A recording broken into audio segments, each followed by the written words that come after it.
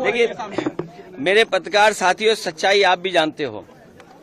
Bharatiya Janata party साजिश, चुनाव से पहले भारतीय जनता पार्टी षड्यंत्र करना चाहती है चुनाव से पहले, और उनका लक्ष्य पहले दिन से रहा है कि समाजवादियों को कैसे बदनाम किया जाए, और खास कर से के मुसलमानों को लेकर के उनकी जो सोच है वो अनडेमोक्रेटिक है, अनकॉन्स्टिट्यूशनल है। ये सोचिए एक मुख्यमंत्री योगी, तो इसका मतलब ये है कि अगर कोई योगी अगर वो लोकतंत्र पर भरोसा नहीं करता है और कॉन्स्टिट्यूशन पर भरोसा नहीं करता, वो योगी नहीं हो सकता है। मैं 3 घटनाओं का उदाहरण देना चाहता हूं आपके सामने।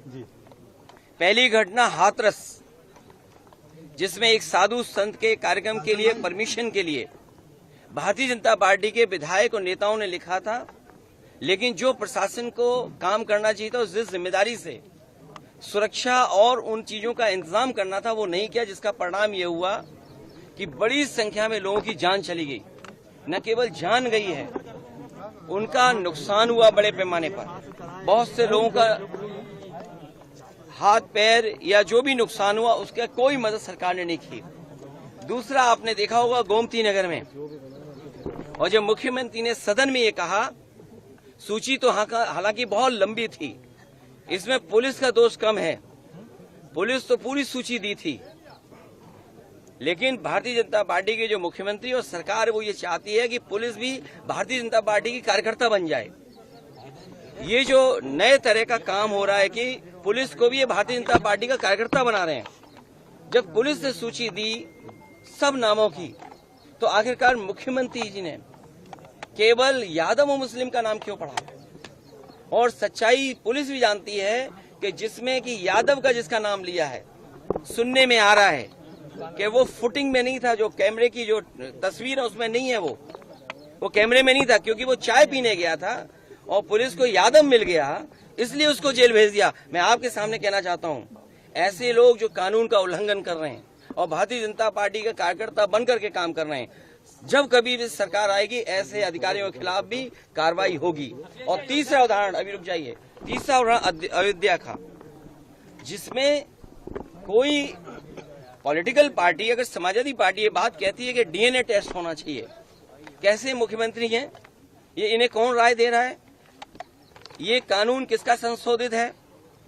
ये इन्हीं का संशोधित कानून है 2023 का, जिसमें ये कहा गया है कि डीएनए टेस्ट होना चाहिए अगर 7 साल से ज्यादा किसी की सजा का कोई प्रावधान है तो क्या गलत मांगा?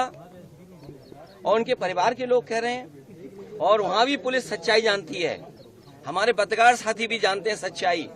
वहां की पुलिस जब बीजेपी के इशारे पर और वो सच्चाई से अगर काम करना चाहते तो उन्होंने क्या किया? उन अधिकारियों के खिलाफ कार्रवाई कर दी। तमाम अधिकारी ऐसे हैं जो कह रहे हैं कि हमें तो नौकरी बचानी है, हम क्या करें? हम टेंशन में आ जाएं कि हम भी सर मार दें किसी आदमी के सर पे। आपने देखा नहीं बनारस में क्यूटो में क्या हुआ? अधिकारी पे इतना प्रेशर, इतना प्रेशर, इतना प्रेशर कि वो आकर के सर मार दिया उसके व्यापारी के। सोचिए आप, इसमें तमाम ऐसे लोग हैं, आप अकेले में बात करना कितने प्रेशर में जीवन जी रहे हैं। ये जो भार है इनके पास, मेडल, बैनर और ये तमाम लैनियार्ड और नेम प्लेट और तमाम उसके अलावा ऐसा भार है इनके ऊपर, ये काम नहीं कर सकते, न्याय नहीं दे सकते। और उसका परिणाम ये हुआ कि भेदभाव कर रहे हैं, और ये भेदभाव इसलिए कर रहे हैं कि इनको हर जगह राजनीति दिखाई दे रही है, वोट दिखाई दे रहा है। ये कितना भी कुछ कर लें, अब जनता को इनसे कोई उम्मीद नहीं है, और जब उम्मीद खत्म हो जाए किसी पॉलिटिकल पार्टी से तो समझ लेना उनका सफाया होना निश्चित है। ये जो हारे हैं, इतना बुरा हारे हैं, जनता इससे भी बुरा इन्हें हराएगी, तभी इनका इलाज हो सकता है।